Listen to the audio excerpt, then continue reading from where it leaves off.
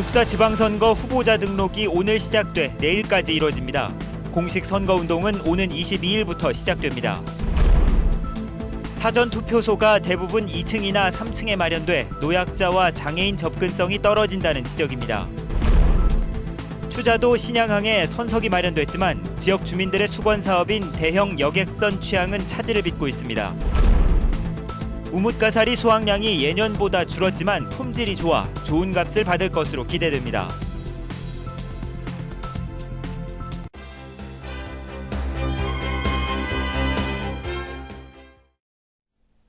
여러분 안녕하십니까? 뉴스데스크 제주입니다. 6.4 지방선거가 20일 앞으로 다가온 가운데 오늘부터 후보 등록이 시작됐습니다. 세월호 침몰 사고로 중단됐던 선거운동도 후보 등록과 함께 본격화될 것으로 보입니다. 조인호 기자입니다. 지방선거 후보 등록 첫날 제주도지사 후보에는 새누리당의 원희룡 후보가 오전에 대리인을 통해 가장 먼저 등록을 마쳤습니다. 오후에는 새정치국민의당 주종근 후보가 등록을 마쳤고 새정치민주연합의 신구범 후보와 통합진보당의 고승환 후보는 마감일인 내일 등록할 예정입니다. 교육감 후보로는 이성문 후보가 가장 먼저 등록했고 내일도 3명이 추가로 등록할 것으로 보입니다. 29개 지역구에서 선거를 치르는 도의원 후보에는 64명, 5개 지역구인 교육위원 선거에는 8명이 첫날 후보 등록을 마쳤습니다. 등록을 마친 후보들의 병역과 전과 등 신상 정보는 곧바로 선관위 홈페이지에 공개됐습니다. 내일 저녁 6시에 등록이 마감되면 도지사와 도의원 후보들의 기호가 결정되고 교육감과 교육의원 후보들은 투표 용지에 실리는 순서를 추첨합니다. 공식 선거운동은 오는 22일부터 시작돼 투표 전날인 6월 3일 자정까지 허용됩니다. 거리에서는 아니면 또 방송, 연설, 신문 광고 이런 선거운동을 얘기합니다. 그리고 유권자들께도 이 기간부터는 공개된 장소에서 그 지지를 호소할 수 있고요. 특히 오는 30일부터 이틀 동안 처음으로 사전투표가 실시돼 유권자들의 표심을 잡기 위한 행보도 더욱 빨라질 것으로 보입니다. MBC 뉴스 조인호입니다. 이번 6.4 지방선거에서는 전국 단위로는 처음으로 사전투표제가 실시됩니다. 유권자가 부재자 신고를 하지 않고도 주소지와 관계없이 사전투표소에서 투표할 수 있는 제도인데 이 사전투표소 다수가 장애인이나 노인들이 접근하기 힘든 건물 2, 3층에 마련돼 논란이 일고 있습니다. 권혁태 기자입니다. 사전투표소로 예고된 한 주민센터. 투표소가 설치될 장소로 가려면 일단 비좁은 경사로를 거쳐 41개나 되는 계단을 올라간 뒤 문턱까지 넘어야 합니다. 노인이나 장애인들이 가기란 쉽지 않습니다.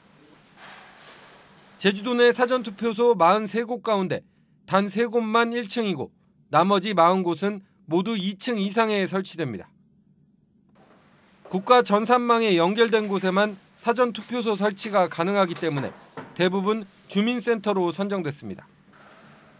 하지만 사전투표일이 평일이다 보니 업무에 방해되지 않게 민원인이 없는 2, 3층 회의실에 투표소를 설치하는 겁니다.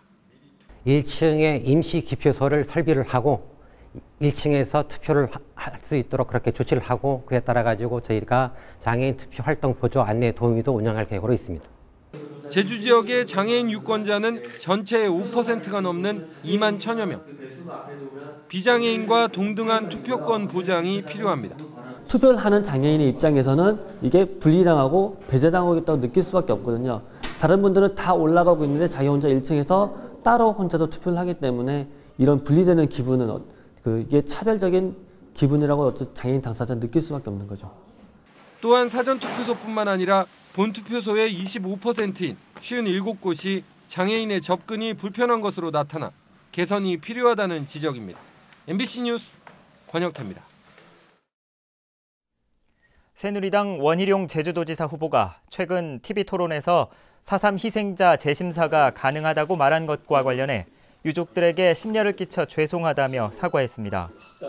원희룡 후보는 발언의 취지는 희생자 심의 기준이 철저히 준수되고 있다는 것이지 재심사해야 한다는 의미가 아니라고 해명하고 앞으로 화해와 상생의 4.3 정신이 구현되도록 최선을 다하겠다고 밝혔습니다. 한편 새정치민주연합 제주도당은 오늘 성명을 통해 원희룡 후보가 4.3 희생자 재심사와 관련해 밝힌 입장은 사과가 아닌 전형적인 말바꾸기라며 과오를 인정하고 도민 앞에 직접 나와 석고대죄하라고 요구했습니다. 일부 교육감 예비 후보들이 단일화에 나섰습니다. 고창근, 김희열, 윤두호 3명의 예비 후보는 단일화에 합의하고 오늘 하루 여론조사를 통해 단일 후보를 뽑기로 했습니다. 여론조사는 고창근, 윤두호 2명의 예비 후보를 대상으로 지지도를 조사하고 김희열 후보는 출마하지 않는 대신 1위 후보와 정책 연대를 하기로 했습니다. 제주도 선거관리위원회는 6.4 지방선거를 앞두고 선거법 위반 사례 40건을 적발했다고 밝혔습니다. 유형별로는 금품이나 향응 제공 등 기부행위가 16건으로 가장 많고 홍보물 배포 등 인쇄물 관련 7건, 허위사실 공표 1건 등입니다. 이 가운데 6건을 검찰에 고발하고 34건은 경고 조치했습니다. 제주에서 가장 큰 부속섬인 추자도는 기상 악화로 배편이 자주 끊겨 주민들이 불편을 겪고 있는데요. 오랜 수건 사업이었던 대형 여객선 취항이 코앞으로 다가왔지만 정작 여객선사가 배를 못 구하고 있습니다. 김찬현 기자입니다. 경관이 수려하고 황금어장으로 손꼽히는 추자도. 올레 코스까지 생기면서 추자도를 찾는 관광객이 크게 늘고 있습니다. 제주와 추자 사이에 220톤과 600톤급 여객선 2척이 하루 한 차례 왕복 운항하고 있지만 풍랑주의보가 내려지면 운항이 통제됩니다. 날씨 등으로 운항이 통제된 날이 지난해 각각 170일과 130일이나 됩니다. 여기 추자도가 풍랑주의보가 내리면 부모가 돌아가셔도 가족들이 못 올 때가 있어요. 추자도의 관문인 신양항공사가 한창 진행되면서 주민들은 3,000톤급 대형 여객선 취항을 손꼽아 기다리고 있습니다.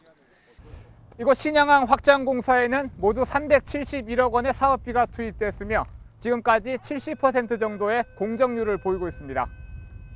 완공은 내년 6월이지만 여객선 저반 시설 공사는 다음 달이면 모두 끝납니다.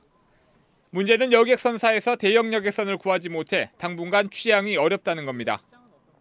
우리 도입 시기가 보통 15년 이상 된 배를 일본에서 중고선을 도입해야 되는데 실제로 없는 실정이고 아주 오래 맞습니다. 새 선박 건조에는 돈과 시간이 많이 들고 세월호 참사 이후에 중고 선박 구입에 대한 규제가 심해져 추자도 주민들의 수건인 대형 여객선 취항이 언제 이뤄질지 기약할 수 없는 상황입니다. MBC 뉴스 김찬현입니다. 요즘 제주 바다에서는 우뭇가사리 채취가 한창입니다. 예년보다 수확량은 줄었지만 품질이 좋아 지난해보다 값이 오를 전망입니다. 이소현 기자가 취재했습니다. 물질 시작을 알리는 신호와 함께 해녀들이 한꺼번에 바다로 뛰어듭니다. 해녀들은 소라가 아니라 천초라고 불리는 우뭇가사리를 채취합니다.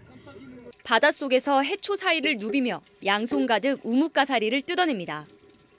목마름과 허기짐까지 참아가며 자맥질하길 서너 시간. 망사리는 우뭇가사리로 가득합니다. 널르게 나기는 났는데 자라지를 못해갖고 작강이 안 좋아해 지금. 작강이 안 좋아갖고 너무 자풀이 많이 붙었어. 해녀들이 무트로 나오면 우뭇가사리를 나르는 일은 남자들의 몫입니다. 이렇게 채취한 우뭇가사리는 여름철 별미 우무의 원료가 되는데 노화 방지와 다이어트에 효능이 좋아서 부쩍 찾는 사람이 늘고 있습니다. 우뭇가사리는 우무로 가공돼 대부분 일본으로 수출됩니다. 지난해 우뭇가사리 가격은 1kg에 5,360원. 올해는 생산량이 줄었지만 품질이 좋아 높은 값을 기대하고 있습니다. 소득에 많이 솔직히 도움이 되고, 그래서 이제 아주 그 전에부터도 이제 이거 옛날부터도 이 우뭇가사리 다른 사람은 범죄도 못하게 하고.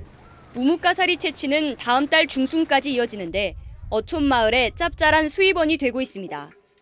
MBC 뉴스 이소연입니다.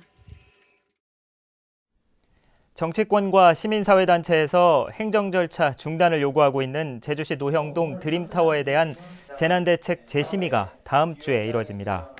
제주도는 오는 19일 사전 재난영향성 검토위원회를 열고 사업자인 동화투자개발이 제출한 드림타워 재난대책 보완계획서를 다시 심의할 예정입니다. 재난영향성 검토위원회는 지난달 심의에서 일조권 침해와 바람 영향에 따른 재난대책 등의 보완을 요구하며 재심의 결정을 내렸습니다.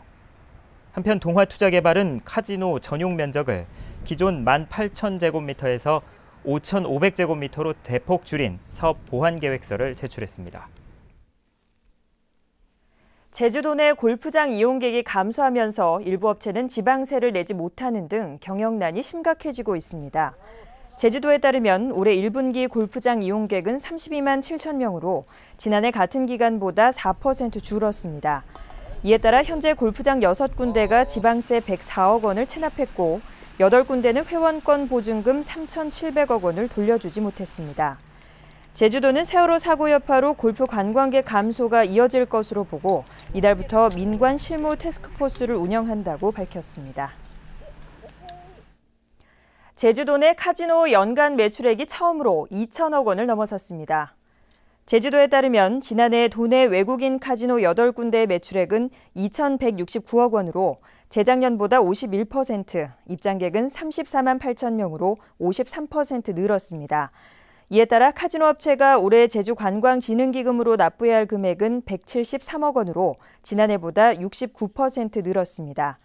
한편 도내 카지노 가운데 파라다이스 제주 카지노의 매출액이 563억 원으로 가장 많았습니다. 주택에서 불이 나 60대 남성이 숨졌습니다. 오늘 아침 7시 10분쯤 제주시 애월읍 하귀 1위 개인주택에서 불이 나 집주인인 60살 황모 씨가 숨졌고 집 내부를 모두 태웠습니다. 경찰은 황 씨가 연기에 질식해 숨진 것으로 보고 정확한 사인을 밝히기 위해 부검을 실시할 계획입니다. 비례대표 도의원 후보를 놓고 여야 내부에서 갈등이 이어지고 있습니다. 새누리당 제주도당 한석재 비례대표 공천관리위원장은 중앙당이 최종 의결 직전에 일부 후보의 순위를 바꾼 것은 당헌과 당규를 위반한 것이라며 중앙당에 이의를 제기했습니다.